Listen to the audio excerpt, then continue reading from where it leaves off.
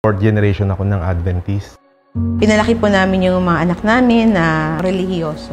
Bilang isang pong tao, bilang isang anak, umiikot lang po ang aming buhay po sa paglilingkod. Doon po kami talaga na-build yung aming pong beliefs.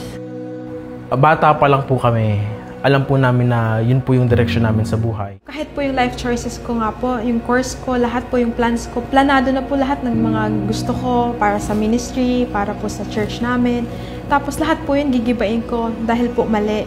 Parang mabigat po para sa akin yun. Kumbaga parang yung buhay ko, di ko na po alam kung saan papunta. Mga kasama namin sa One True God, nanonood sila ng debate ng Radyo Ventilasyon at saka ni Thompson.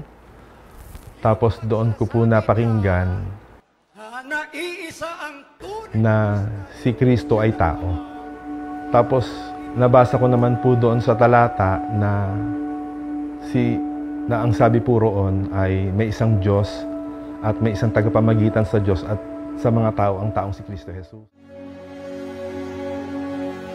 Nakita namin na nandito po yung katotohanan at yung aral na nag-iisang tunay na Diyos na yun po yung pinaka-importante at pinakamahalaga sa lahat na wala sa ibang relihiyon. Never po na mapapantayan po yung kasiyahan na bautisman po kami.